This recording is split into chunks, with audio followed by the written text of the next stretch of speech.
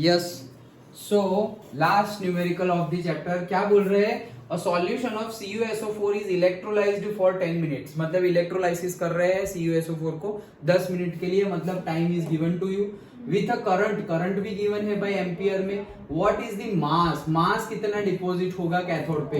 Electrolysis कर रहे हैं तो यहाँ इम्प्योर कॉपर का मतलब जो इलेक्ट्रोड है वो क्या होता जाएगा, कम होता जाएगा, थिकनेस कम, और यहाँ पे प्योर कॉपर बनता जाएगा। ओके, कितना प्योर कॉपर बनेगा? तो इसके लिए तो हमने समझा ही था, हम पूरा कंसंट्रेशन के साथ समझा था कि ये किस किस के ऊपर डिपेंड है। ओके, तो हमने बोला था, और उसके लिए तो फैराडे के जो लॉ है वही, तो फैराडे ने दो लॉ दिए थे। क्या? एक तो ये जो प्रोडक्ट बन रहा है वो किसके ऊपर डिपेंडेंट है? करंट के ऊपर, मतलब जितना ज्यादा करंट दोगे उतना ज्यादा बनेगा, ये पहला लॉ। और दूसरा, अगर डिफरेंट डिफरेंट कॉन्सेंट्रेशन और डिफरेंट डिफरेंट इलेक्ट्रोलाइट लिए हुए हैं, डिफरेंट डिफरेंट इलेक्ट्रोलाइट लिए हुए हैं, तो जैसे कि हमने एग्जांपल लिया था NaCl, BaCl2, AlCl3, तो Na को फिर हमने, याद है मुझे, तब 6 इलेक्ट्रॉन की बात की थी, तो अगर 6 इलेक्ट्रॉन हमने दिए, ओके, तब जाके Na में से क्या बनेगा? Na प्योर, Na प्लस में से, मतलब वो Na प्लस है तो 6 इलेक्ट्रॉन उसको मिलेंगे, तो 6 सोडियम मिलने वाले हैं। लेकिन BaCl2 है तो Ba प्लस 2 होगा। ओके, तो उसको भी हम 6 इलेक्ट्रॉन देंगे, लेकिन Ba बनेंगे कितने? अब 6 नहीं बनेंगे, वो बनेंगे 3। ओके, क्योंकि Ba प्लस 2 तो प्लस 6 करने पड़ेंगे, तो 3 ही हो जाएंगे फिर। और फिर लास्ट में सपोज AlCl3, उसको भी Al प्लस 3 है, उसको भी हमने 6 इलेक्ट्रॉन दिए, तो वहां तो कितने मिलने वाले हैं? सिर्फ 2 ही मिलने वाले हैं। याद आया? यही एग्जांपल हमने थियरी में देखा था। तो मतलब कि जरूरी नहीं है कि अगर सेम इनपुट दोगे तो सेम आउटपुट मिलेगा, क्योंकि वो किसके प्रोपोर्शनल में है? The product you are getting is directly proportional to the its equivalent weight. Okay, और इक्विवेलेंट वेट कैसे फाइंड करते थे? Atomic weight divided by the number of electron used for the transformation और से फॉर द रिडक्शन। अंडरस्टूड? पक्का समझ में आया? याद, कंसेप्ट याद आ गया?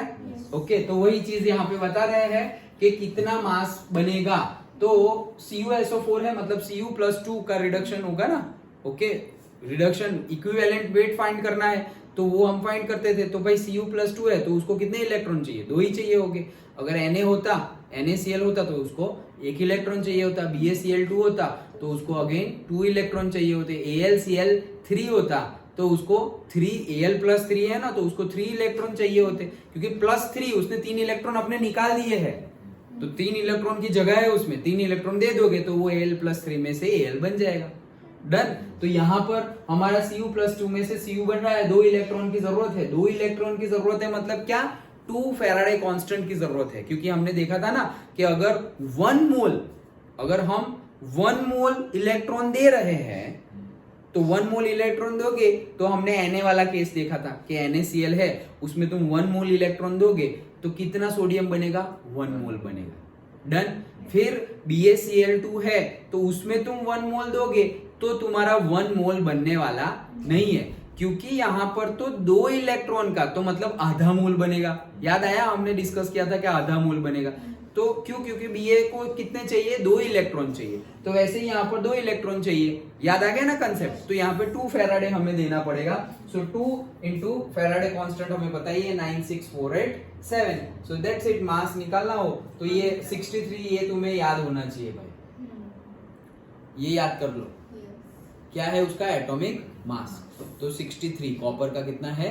63। तो 63 उसका एटॉमिक मास इंटू 2 इंटू मतलब ये हमारा क्या है? 900 है हमारा पर्टिकुलरली चार्ज। ये चार्ज कहां से आया वो भी फाइंड करना पड़ेगा। तो हमें पता ही है I is equal to what? Q by T. तो I is equal to Q by T, therefore Q is equal to क्या हो जाएगा? I into T. तो Q is equal to I into T हो गया, तो I इंटू टी हो गया, मतलब क्या? Q मिल गया। अब Q मिल गया तो डायरेक्टली तुम मल्टीप्लाई कर सकते हो, तो वो डायरेक्टली मल्टीप्लाई कर लिया। अब अगेन उसको डिवाइड करना है हमें किससे? जो 2 फैराडे है उसके लिए। इक्विवेलेंट में ना हमने क्या किया था? मास किसके ऊपर डिपेंडेंट है? एटॉमिक मास डिवाइडेड बाय मतलब इक्विवेलेंट वेट के डायरेक्टली प्रोपोर्शनल में। इक्विवेलेंट वेट मतलब क्या, एटॉमिक वेट डिवाइडेड बाय जितने भी उसको इलेक्ट्रॉन चाहिए वो। तो एटॉमिक कितना हो गया वेट, 63 तो है ही, लेकिन चार्ज भी तो निकलना है हमें, क्योंकि जितने ज्यादा इलेक्ट्रॉन उतना ज्यादा चार्ज जाएगा। ओके, तो चार्ज कितना है 900 कूलम। तो दैट्स इट, वो मल्टीप्लाई करो और डिवाइड बाय 2 इलेक्ट्रॉन चाहिए होंगे तो 2 फैराडे कांस्टेंट। अगर एक होता तो 1 into 96487, AlCl3 होता तो 3 into 96487। तो ये डिवाइड करो तो तुम्हें आंसर मिल गया। देखो यूनिट भी तुम चेक कर सकते हो, ग्राम पर मोल था हमारे पास, उसको हमने मल्टीप्लाई किया था किससे, कूलम से, और डिवाइड कर रहे हैं हम किससे, कूलम पर मोल से। तो ये सब कैंसल्ड और तुम्हारा आ गया ग्राम। अंडरस्टूड? तो ये था हमारा final numerical, and with this our chapter is completed. Okay, कल से हम फिजिक्स करेंगे।